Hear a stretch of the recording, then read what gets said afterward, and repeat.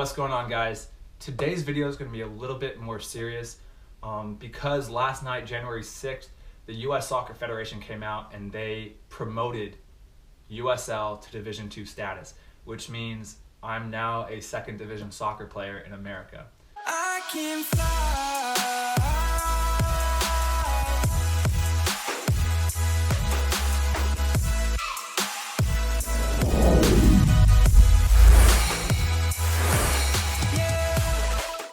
Which is amazing feeling. It's an amazing feeling. And although not that much actually changes with like the day-to-day operations or anything like that, it's kind of more of a pride thing, just to say that you're a second division soccer player. And the NASL, thankfully, is still around. It hasn't folded yet. So that's good for American soccer. It's good that people don't lose their jobs. You never want to see a league fold. But at the same time, it's great that USL is being recognized as a very competitive, very high-level league and is promoted to the second division. It's amazing. And that was honestly a big factor of why I didn't push that hard to go to the NASL, the second division, because there was a lot of uncertainty leading up to this next season. So this video is going to be a little bit more of a recap about the last 2 years of my life and how it really went from a struggle, a very big struggle of me wanting to quit, of me not seeing any success, of just grinding it out with very little reward.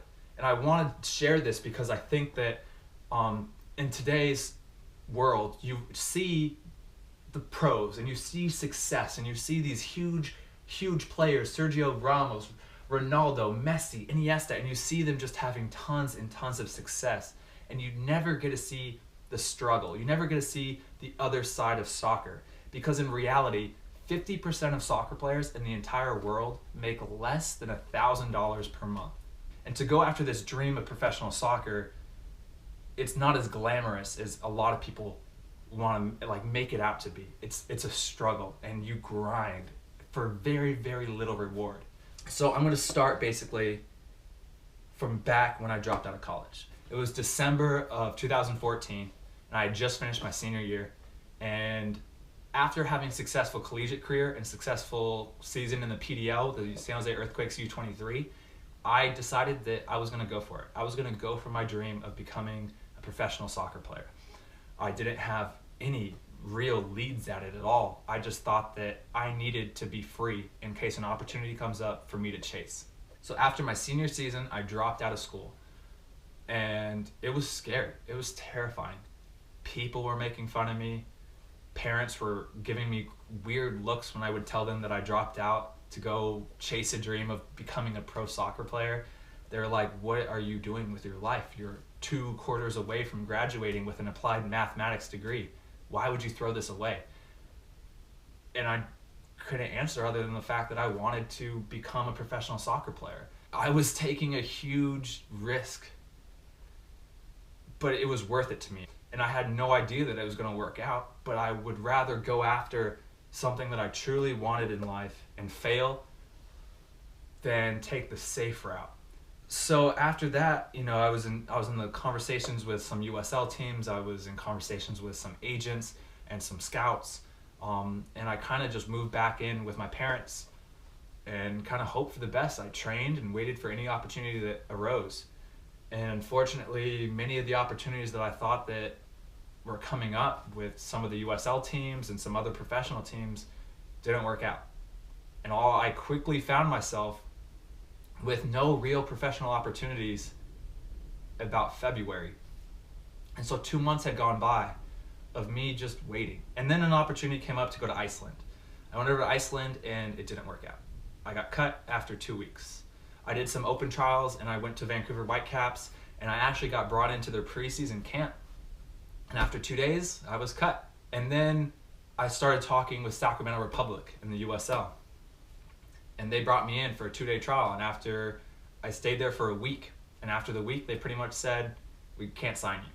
And I pretty much said, look, can I do anything? Can I help defend on this? Can I be a practice player? I just want to be in this organization. I want to learn. And they said, yeah, you can come back. But just know that at any time, if we don't see a need for you, that we can tell you to stop coming. And I said, deal. And so I came, and the entire season I trained every single day without getting paid. I was just a practice player. I literally showed up and I did, for lack of a better word, the bitch work. I hopped in whenever they needed an extra player. I played out of position. I sat on the sideline and watched most of the time when they didn't need me.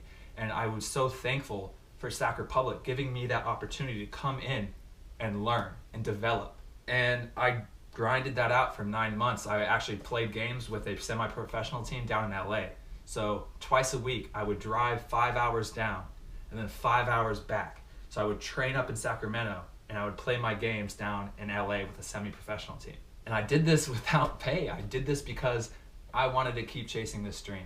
I was living in a friend's house who was still attending UC Davis, and I was living on a mattress in his kitchen. I would put the mattress down and I would sleep on it. And then the next morning I would wake up and I would flip the mattress up and I'd move their kitchen table back into place. And I did this, and it was $100 a month I paid for rent. And I did that for like 6-7 months because the expenses were low and I wasn't getting paid.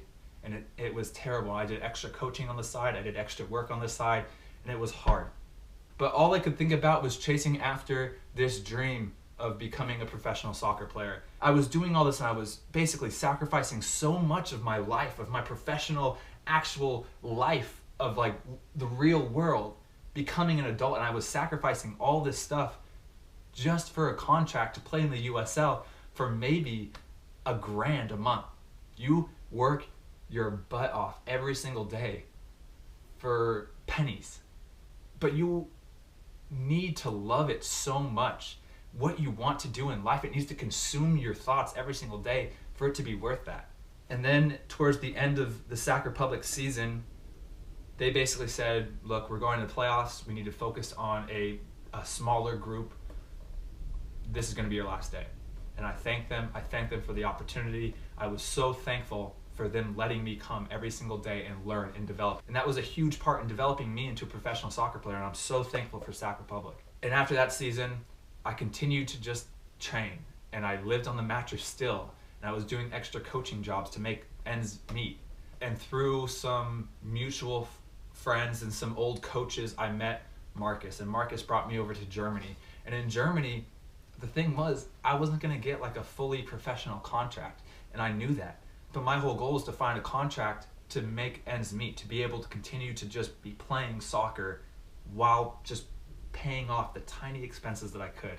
And I went from team to team to team all around the country of Germany, all the way to the very west side with Pirmasens, all the way up north to Gießen, into Frankfurt, down south and southeast.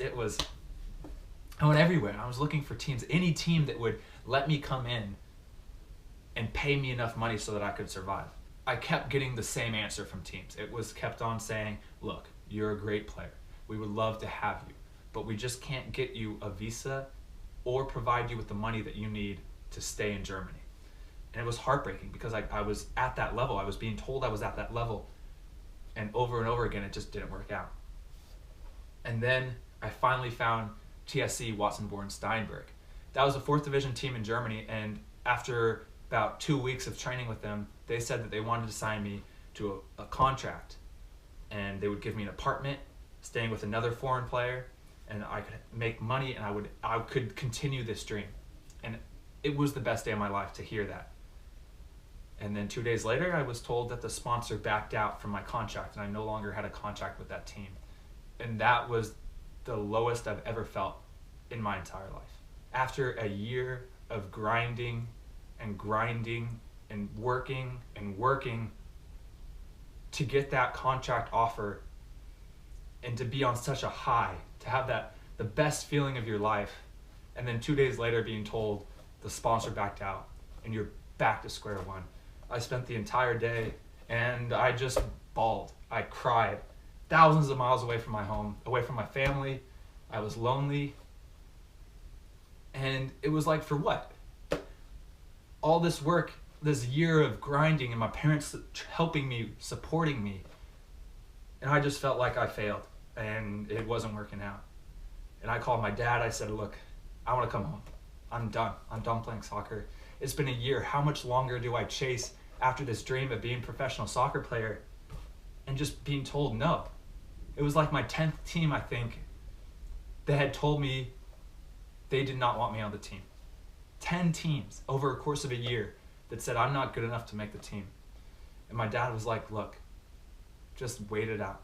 Why not? Contact teams. There's two things that you can do. You can mope and you can cry, or you can just try to go for a little bit longer. Because these teams are telling you that you're good enough. They want to sign you, but just for whatever factor, it's just not going to work out.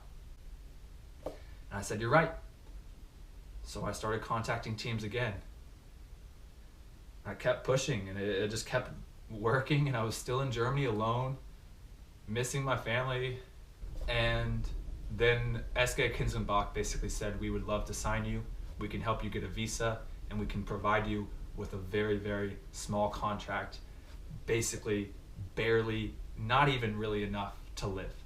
I would have to live in a tiny apartment that you guys have seen. I never went out to eat. I had to do public transportation. It was pretty much, my life was pretty much make food at home. My one splurge was a gym. I paid for a gym, and I would go to the gym. I would come back, I would train, and I would just work on become elite. And I would train with the team at night, and I would play games on the weekend. And I did that, and it struggled, and I had days where I just was like, why?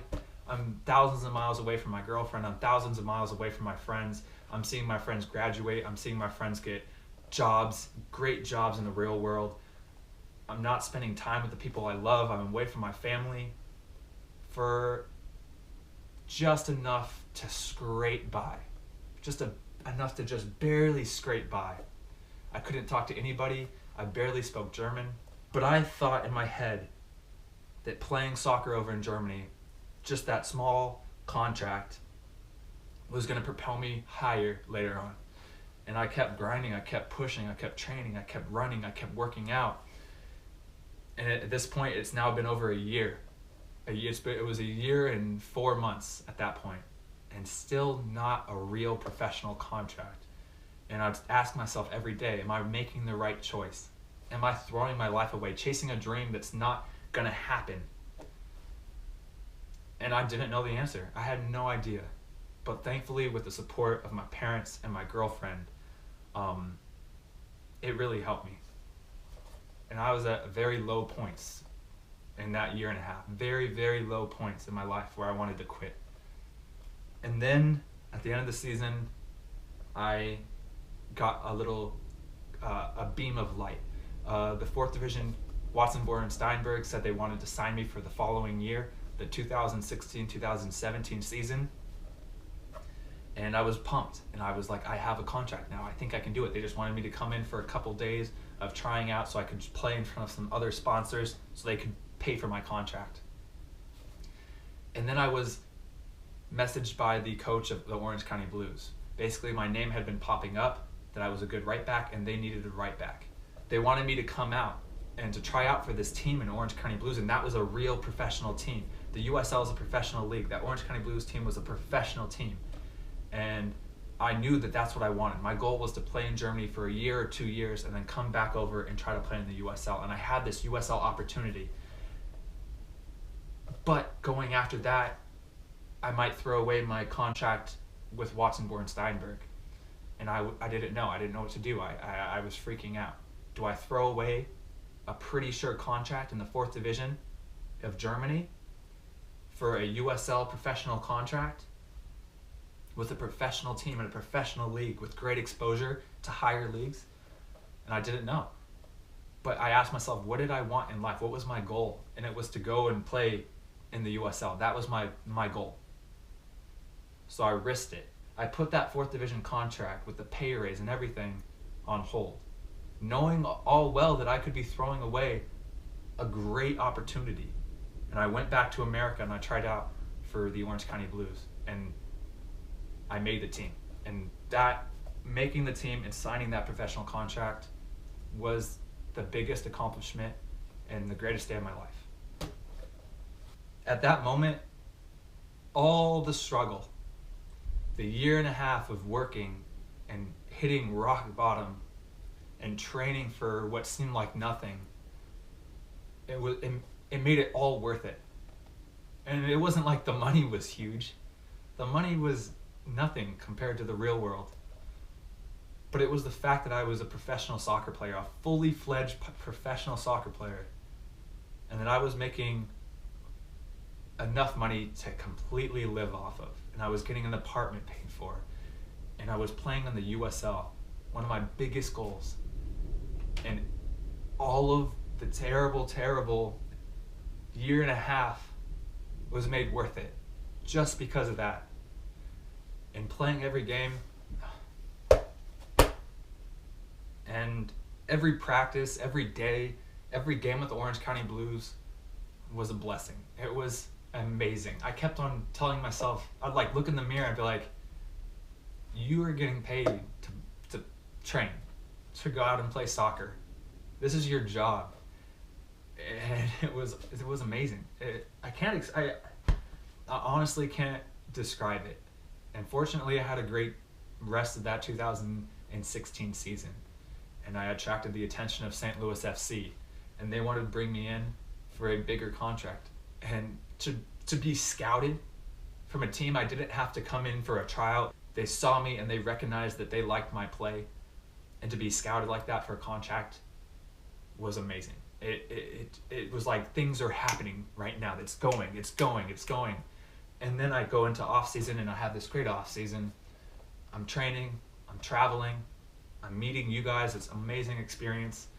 And it really seems like things are on a roll now. And I wanted to share this stuff because I don't want people to lose sight that it was a struggle, that it's hard work. And I don't want you guys just to see the end success and think it was always like that. Think teams were always after me, because it wasn't like that at all. And I think it's a very good lesson to know that the majority of professional soccer is it's not like the Ronaldos and Messis and Iniesta. That's not how it is. It's a grind and it's a struggle, and you're working incredibly hard for decades of your life for very like what seems like little return, but at the same time it's the best thing in the world. So it is hard to open up and share a lot of this stuff, especially to so many of you, but I think it's going to help a lot. And I think it's good to see that it's not glamorous and it's not this beautiful thing of chasing after your dream and success. It's never like that, and it definitely has not been like that for me.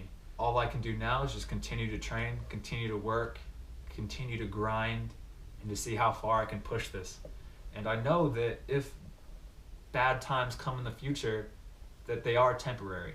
And if I feel like quitting in the future and it doesn't go the way that I'm envisioning it, that it's just temporary, and I can push past that with hard work. So we'll see where this game takes me. I can fly.